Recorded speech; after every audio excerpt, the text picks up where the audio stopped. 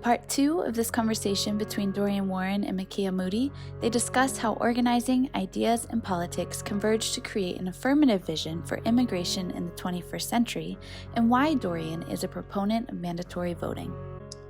So there's a lot there where I kind of want to tease it out a little bit, but thinking about the organizing strategy, the big ideas, and then having that, I guess, manifest in some way through an electoral process or the politics. Can you give an example of, I guess, where those three pillars converge for you at community change and some of the work that you're doing across the country to create more opportunities in a more equitable country?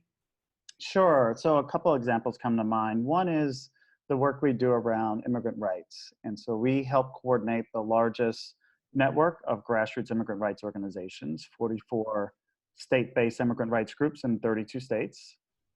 And we help to leverage their power nationally. So, they do great work at the local and state level. And it's important work around protecting immigrants and defending the ideal, which is very American, around this as a land of immigrants. It's also a land of slaves. We'll come back to that. But there's only so much you can do at the local and state level. Immigration policy is federal policy. So you have to leverage what people are doing at the grassroots to a national demand and hopefully at some point victory. And so we do that through the organizing, right, of in Illinois, there's an Illinois immigrant rights organization, and in California and LA, there's an immigrant rights coalition. In New York City, there's actually two. So there's the day-to-day organizing of immigrants. For instance, since 2016, that network called FIRM, the Fair Immigration Reform Movement that we coordinate, has done over 1 million Know Your Rights trainings with immigrants, over 1 million, so that people know their rights when Border Patrol or even a local sheriff might knock on their door, so that people understand they don't have to answer, for instance, that they have a right not to reveal their identity. So that's part of the organizing. Then there's the ideas part around immigration, and that's, we've been fighting, frankly, a defensive battle the last 3 years around, frankly, the harm and hurt that's been waged on immigrant communities at the highest levels of power. But what is the affirmative vision in the 21st century around immigration? What are the fundamental principles that we should stand for? And then how do we write legislation that implements those principles? So what's the affirmative North Star vision around immigration? And so we've worked with this network of immigrant rights groups over the last 2 years to come up with that affirmative vision. So that's the ideas part. And then last but not least is the politics. So there are lots of immigrant voters. There's lots of mixed status families, of families that have citizens in their families who can vote, even though they might have a family member who's undocumented. So that is an amazing, untapped, and powerful group of folks in this country that can change election outcomes, and especially if you think of, Arizona or Texas or some key states, Georgia even, Tennessee. There's some key states with lots of immigrant voters who care about the issue, and if we can mobilize them to participate in elections, it could totally change the conversation, it can change the policy, and it can change the story we tell about what kind of country this is. So that's one example, at least in terms of immigration. There are others around supports for low-income people, whether it's food stamps or Medicaid or SNAP, we do the same thing.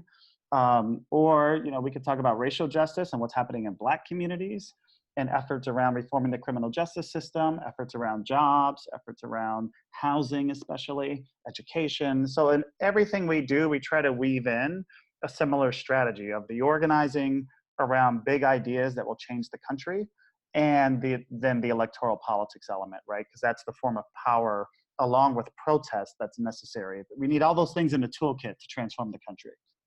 So that sounds like a really big agenda.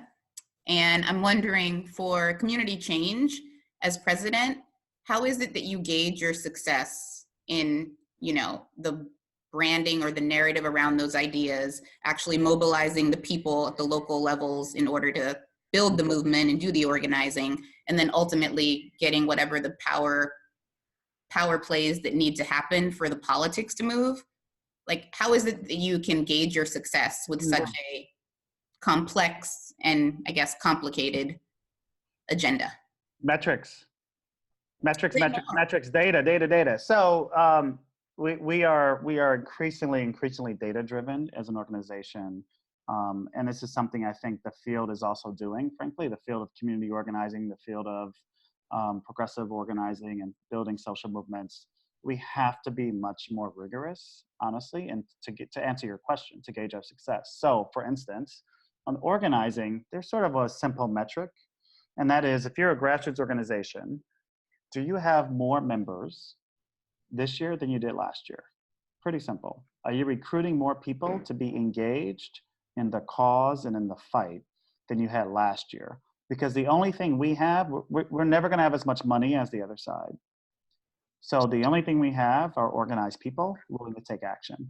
So one metric of success in organizing is recruitment, or what we might call in our lingo, base expansion. But how are we recruiting new people to be engaged in a way that maybe they haven't been before? So that's one metric. If you think of ideas, we're thinking about and we're using a series of metrics to see how do we help shape the narrative and the conversation, local, state, and at the national level. So one measure at the national level is, are presidential candidates talking about our issues? The answer is yes. And we keep count. Every time we hear mentioned in the news, or we do have some engagement with presidential candidates directly. Do they talk about our issues? Do they frame them in the same way? Do they repeat our demands back to us, whether it's around early learning and childcare for everybody, or it's around immigration reform, or it's around racial justice? So we're constantly looking and analyzing to see, all right, what's the latest plan that this candidate put out and that candidate put out? And so we have some good metrics, and it's not just us alone, of course. We have some good metrics to suggest that our combined organizing amongst ourselves and with others has really led to a change in the conversation around what's even politically possible and what any candidate is willing to fight for. So that's another set of metrics. And then on politics, this one in some ways might be the most obvious, but our job is to turn out millions of voters every election cycle. And especially what we would call low propensity voters, but what other people call infrequent voters. People that normally don't vote, it's our job to get them to the polls, because our strategy is that if you change the political math of the country, then the politics will change. If more people of color, more young people, more women and women of color especially, and especially folks of color who don't normally turn out, if they turn out to vote, it would be transformative. It would be transformative. And if you think about it from the other side, there's a reason why there are efforts at voter suppression. Because the other side understands that we have numbers on our side, and so they would do whatever they can to suppress the vote. This is the history of this country, in fact, right? If you think of grandfather clauses or poll taxes, there is a fear that if Black people got the chance to vote, it would shift the politics and transform the country. So our job is to not only get people out to vote, and we do that through a lot of ways, talking to folks, either online or using Facebook or Instagram, so using social media, but also talking to people in person on the doors and having someone who they know and trust talk to them, not just a stranger knocking on their door saying, hey, can I talk to you? But no, a trusted messenger, someone who they know and they trust to convince them it's their civic duty to get out and vote. So all that to say, we can measure that at the end of the election. Did we meet our goals of getting, say, a couple million more people to vote who normally would not have voted? So across those three areas of organizing, we can measure, do you have more members this year than you did last year, and how are they engaging? On ideas, we can measure how we shifted the narrative, how is the conversation different or the same? And then in politics, we can measure, are we doing our job in getting people out to vote that can make a difference in this country? So as you were speaking about, I guess, the power of, marginalized communities voting and shaping or reshaping our country through through the electoral process, I'm thinking of Stacey Abrams and her run in Georgia, and how there were plenty of voting locations that didn't have electricity to run the little booths where you actually needed to cast your vote. And so I guess my question is, you're working to, bring more people, low propensity voters, to take action and cast their votes. Yet the opposition has become, I think, more, I don't know if it's more sophisticated, but has been doubling down on how to actually create and erect more barriers to block people from actually voting. And so I'm wondering, how is your process, like as they ramp up with like gerrymandering and all of the other tools that are in their toolbox, how does your game plan shift to be maybe more proactive versus reactive to all of the little tricks that are at play? Yeah, and just to say, that's a really great question. Just to say, I mentioned at the beginning, we work with over 200 grassroots groups around the country. One of those groups we worked with for a long time was New Georgia Project from the very beginning. So we knew about Stacey Abrams before everybody else did, because we were supporting her and in partnership with her in that organization, which is still up and going and still registering thousands of people to vote in Georgia. It's going to turn that state, sorry, I know this is a nonpartisan conversation, but it's going to turn that state blue. So let me just say, I mean, that's a really good question. There are a couple things here. One is, I like to say the other side likes, or rather, we like policy, the other side likes power. We're all about what are the policies that are going to fix the problem, but we have to think about power as well. And so we have to think about what are the deep reforms in our democracy that will empower more people, especially ordinary people and those that are marginalized. And so we have to walk and chew gum at the same time. Yes, we have to talk to people to get them out to vote. We also have to do the non-sexy things of changing the rules of the game that allow more people to vote. So this might be everything from automatic voter registration or same-day voter registration, proactive measures that, as you say, right, it's not just a reaction to voter suppression, but is actually trying to move the ball forward to provide a more inclusive democracy. I will say something a bit controversial here. I'm actually a fan personally of mandatory voting. I think everyone should be mandated to vote. And we've seen this in other countries. Australia famously has this system in place. If you're mandated to pay taxes or you're mandated to go to do jury duty, you should be mandated to vote.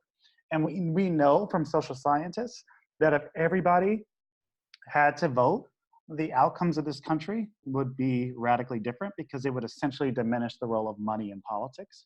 If we had an incredible turnout, we're only at about 60% turnout in presidential elections, lower than 40% in off-year elections. Imagine if we had 95% turnout, how our conversation and our politics would be different. So we are part of a big coalition of organizations nationally and at the state level that are thinking very clearly about what are the structural democracy reforms, or in other words, how do we change the rules of the game that allow more people to vote. And we saw some of this, if you think about the last election cycle, we were doing get out the vote work in Florida, Michigan, and Nevada. In all three of those states, we won expansions of the right to vote with our local partners. So in Florida, most famously, the Florida Rights and Restoration Initiative, which gave those who had served their time in the criminal justice system and had lost their right to vote permanently, they won back the right to vote. That's a huge, huge changing the rules of the game that's important for empowering our communities. In Michigan and Nevada, there were measures around automatic voter registration and same-day voter registration that also won at the ballot box. So these are the kinds of forward-thinking, forward-looking reform efforts that if we can change the rules to make it easier, as well as mobilize more people, it could really change our democracy.